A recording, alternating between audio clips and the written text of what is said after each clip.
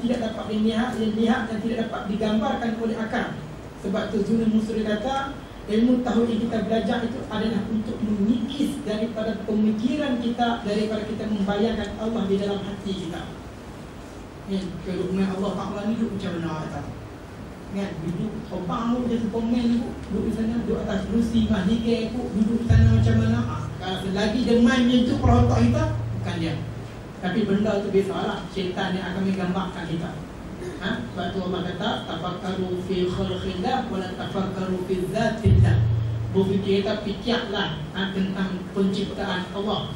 Jangan kamu berfikir tentang zat Allah. Maksudnya jangan fikir zat Allah Ta'ala duduk macam mana lah. Duduk sidak ke, timpur ke, duduk kursi tu macam mana ke, duduk bunyi ada orang dipanggil mujassam mujassamiyah semua. Orang yang menjisimkan Allah. Maksudnya dia nak gambar, dia menjisimkan Allah. Allah ni bentuk dia macam ni. Duduk di arash. Maksudnya kursi Allah Ta'ala, arash ni, kursi Allah Ta'ala duduk di arash tersebut. Kursi arash duduk di kursi Allah Ta'ala tersebut. Nak gambarkan arash dan kursi ni, ada ulama kata kursi itu seumpama kubah. Arash ni untuk alam yang lain pula. Bermakna hebat kita nampak cakrawala tu sebenarnya duduk di alam kita sendiri, yang kita boleh nampak dan sebagainya lagi. Itu kehebatan penciptaan Allah Subhanahu wa Ta'ala.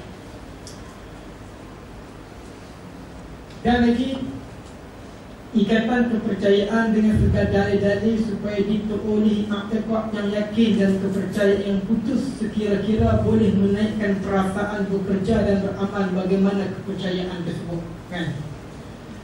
Wadi' disebut wadi. Asal wadi' ni itu pengasas ataupun orang yang mudah meletak asal Allah meletak. Tapi bermakna wadi' Mungkin lah dia bagi bahasa Melayu kita ni wadi, ada pun bukan arti saya pengarang mungkin.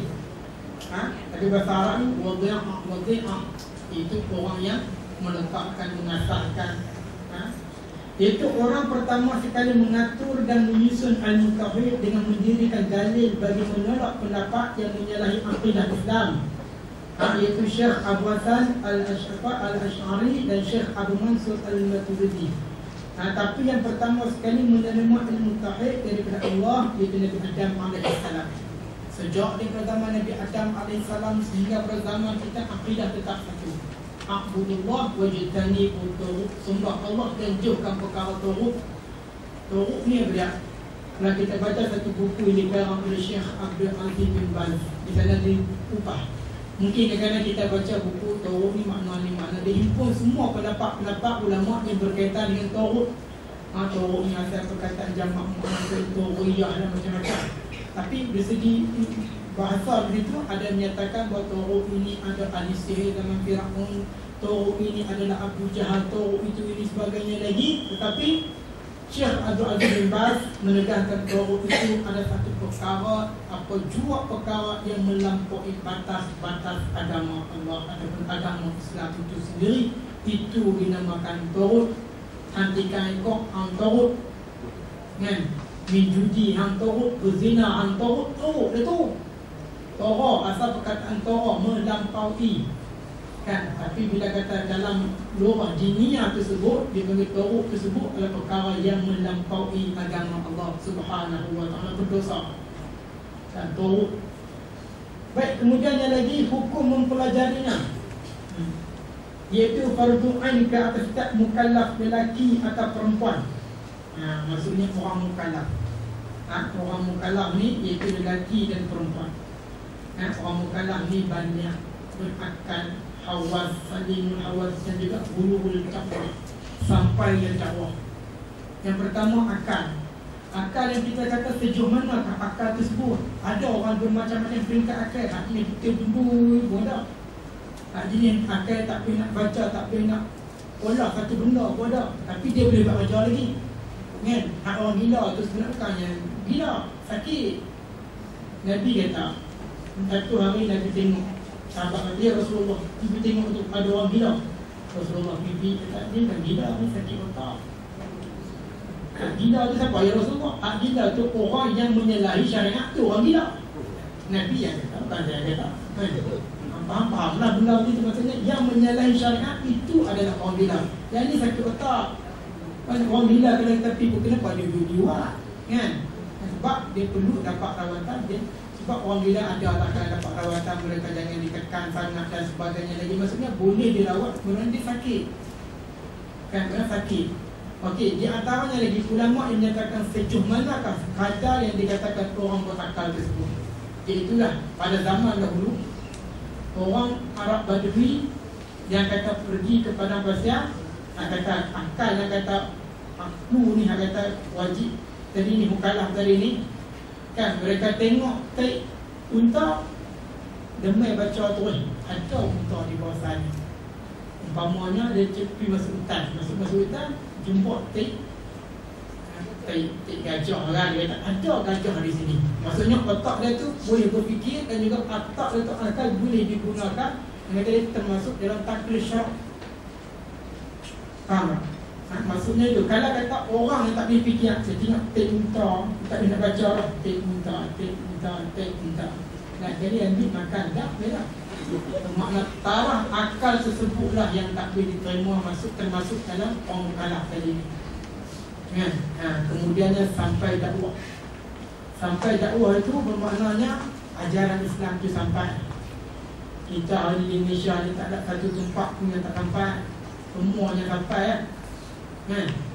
Ikutlah di negara-negara, di tempat-tempat mana mungkin ada di tempat-tempat yang orang asli duduk di sana ke duduk langgar, saya tak tahu lah itu. Sampai Ya'juj dan Ma'juj pun termasuk dalam taklid. Ya'juj dan Ma'juj duduk di bawah saja pun termasuk. Jin ni termasuk juga. Ada orang kata jin umur berapa banyak tak? Tanya kita sendiri, tahu lah, tanya orang. Dia tanya apa? Kan? Jin ni dia banyak, dia beranak-beranak tu, dia taklid tu. Macam anak lembu kan, beranak-beranak tu dia keluar tu, dia diri tu. Tu jin ni, beranak-beranak tu dia taklid syarak. Kita umur sampai 15 kan. Sebenarnya dalam mazhab Imam Syafi'i 14 tahun 6 bulan. Tapi saja ditambah hari 15. Yang maksudnya tanda-tanda baliagh itu dia ada. Kemudian yang lagi al-hawas, salimul hawas, iaitu sempurna panca indera. Ada ulama menyatakan kalau dia buta dan dia pekak, keluar di taklid syarak. Buta dan pekak. Dia buta tak nampak, lepas tu pekak nak dengar, dia nak hanjak Fatihah macam mana? Mata tunjuk jari. Orang mata resam tu disampai dengan tunjuk dia tu. Lepas tu apa dia ni? Dia tak ada nak cakap apa.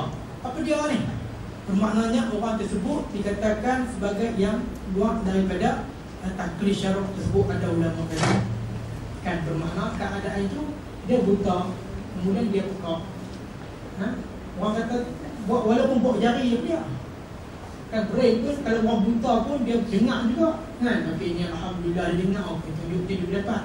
Tapi kita buta tak nampak, pekak abak pun tak nampak, tak dengar, benda yang kita pegang, nak pergi jamban, dia pergi jamban, nak pergi itu, dia pergi situ. Itu serta itu maksudnya kita keluar daripada taklid syarak dulu. Kan, maknanya 4 perkara tersebut yang kita mukallaf tadi ni. Baik, banyak cukuplah ni mukallaf ni. Kata dah ni. Setengah tu 45 baru banyak. Kau nak ajak ayat semayang, nak rosak, kan?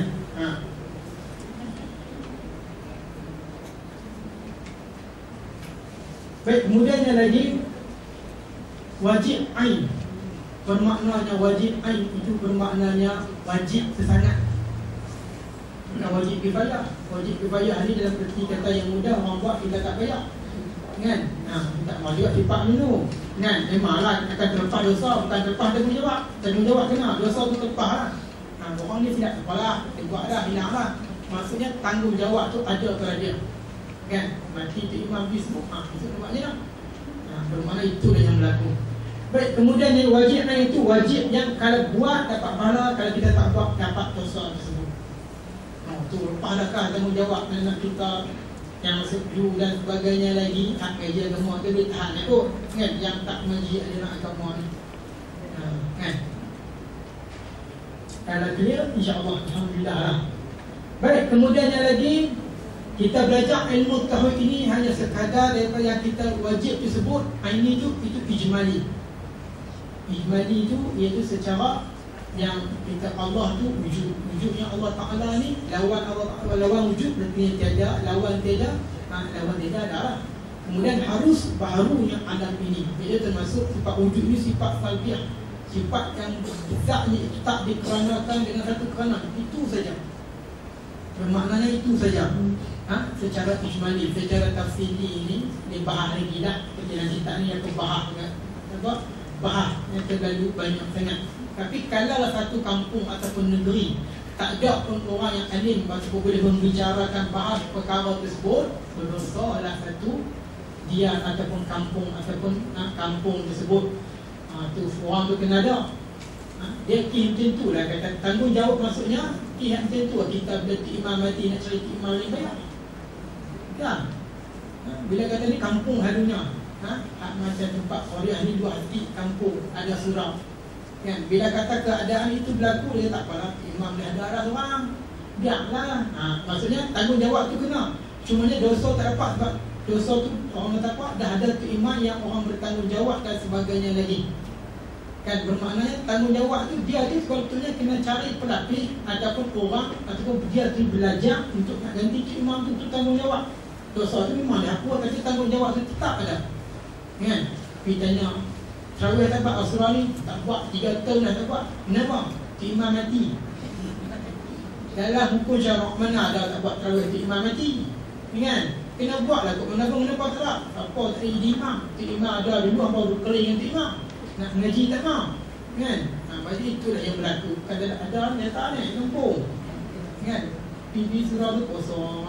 Kami pula marahkan surau tersebut kan. Tanya kami kenapa hadut ni, orang tak kenal, dia agungan dia kata. Orang tak ada usang. Kalau kami boleh berkata-kata, tapi tidak. Kami pun sebenarnya, kalau kita tengok satu kalau bahawa kami ni pun sebenarnya dia ada akal sebenarnya, tapi dipanggil akal daruri, akal yang digunakan oleh Allah. Ini perbahasan ulama sebenarnya. Ada ulama sebut, tapi kalau ada ustaz kata tak ada, mana ada akal, terima cakap ada juga kan. Nak keli apa kan. Maksudnya ada pandangan ulama, binatang ada akal, tapi akal itu akal daruri. Kami hanya makan rumput, cuba bagi burger nak bosok cili pedas, dia bobok tak mau kadang kan. Ataupun boyak kan, boyak kita buat prosedur tengok KFC tu dia makan tak kan. Dia nak makan benda ni saja. Kalau kita mohong dia pun makan buah temikai ke apa pun, dia akan tak mau makan benda tersebut. Sebab bagi dia milik, kata akal daruri itu benda yang Allah Ta'ala bagi pada mereka itu, dah tetap ketentuan pada mereka itu. Lembu makan rumput, hak makan mentah itu bukannya apa, dia nampak hijau, taklah. Kambing pun macam itu juga. Maksudnya semua binatang tu dah ada ketetapan daripada Allah untuk dimakan. Manusia ni Allah Ta'ala tetap makan macam-macam halal, tapi ada juga haram. Beza lah kan. Manusia ni kalau kita balik bermuhasabah diri kita ni, sebenarnya terlalu banyak benda-benda yang Allah Ta'ala bagi, tapi kita gunakan untuk ini. Allah Ta'ala bagi kepada kamu isteri-isteri diberi makan wak kan. Banyak benda yang berlaku apa-apanya kan. Itulah orang Ta'ala satu muhasabah untuk diri kita. Baik, nama ilmu ini ilmu tauhid, ilmu usuluddin, dan juga ilmu aqidah iman dan ilmu kalam kan. Ilmu tauhid sifat 20, ilmu usul kan. Ilmu politik itu ilmu lain. Ilmu politik itu orang apa? Orang duduk betapa dalam najis tek selama 3 hari 3 malam untuk memperoleh ilmu tek. Dia jadi kebal lah, macam-macam lah kan. Itu ilmu tu ilmu yang jadi perhambaan kepada syaitan. Ilmu politik mana? Ni tengah ni. Saya belajar semua. Bukan belajar apa, orang bagi tahu. Cara nak buat minyak dagu pun tahu. Minyak dagu nak buat proses dia kena murtad dulu lah kan. Pi minyak, letakkan minyak di tempat yang tinggi tu kan. Letak Quran 22 buah papan pijak tu, kemudian layakkan di dagu dia tu. Itu lah yang kata ni. Ada lah doa pemujaan ada tu. Saya tak payah lah, tak pernah faham apa kan. Maksudnya itu. Ada satu kisah diceritakan oleh ayah Zik, ayah Tuk Bozid, iaitu pondok Pasir Tembuk banyak poknakan ayah perempuan tu apa isteri poknakan perempuan ayah tu menantu dia orang ayah ni, menantu ayah Haji tu tumbuh tumbuh. Dia kata sendiri lah, dia kata di Indonesia ketika dahulu ada seorang kiai yang hebat ngaji di Mekah. Tapi bila dia balik ni, pendek kata seolah-olahnya macam satu karamah kepada diri dia cukup hebat. Kalau kata orang kata nikmat orang minta ada hujan, dia boleh. Orang kata dengan keizinan Allah, dia boleh turunkan hujan. Macam-macam karamah sehingga orang pandang dia tu guru yang hebat. Sehingga satu hari dia mati. Anak dia tadi yang belajar di Mekah, kita ingat nama apa? Ada sebut nama tak ingat. Bila balik daripada Mekah ni, dia balik Mekah, dia pergi ngaji, ayah dia meninggal. Lepas tu dia masuk satu bilik yang dia orang bilik ni siapa tak boleh masuk. Kecuali ayah dia sahaja yang boleh masuk. Dia masuk ke bilik tersebut, dia tengok tak ada apa pun.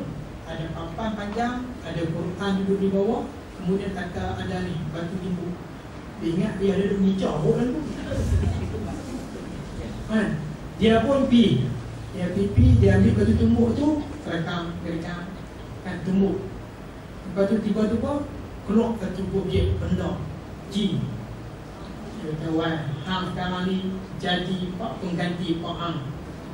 Macam mana? Nampak Quran, ada jejak Quran, nak puja dan sebagainya lagi buat Indo. Lepas tu dia kata, dia minta maaf, bukan begini. Hari tu untuk tempat ayah dia buat tempat pemujaan tersebut. Nampak dah untuk guru pergi Mekah. Diceritakan bukan kata orang berseberangan, tapi ceritakan untuk guru juga. Nak bagi tahu bahawa mungkin pada ketika itu orang hanya melihat karamah ini sebagai orang kata apa, satu benda yang bagi dia nak nampak diri dia tu hebat.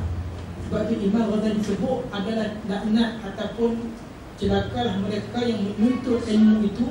Yang pertama semata-mata nak cari pengaruh, yang kedua semata-mata nak buat otak dan sebagainya lagi. Memang ada sebut perkara tersebut dan ia berlaku di Indonesia ni. Kiai orang kiai kita ingat nama dia, tak sebut pun. Cuma nak bagi tahu kata hebat tak hebat, mulanya dia melakukan benda-benda pemujaan tersebut nak bagi diri ni nampak hebat dan sebagainya lagi. Rupa-rupanya dia hanya menipu dirinya sahaja.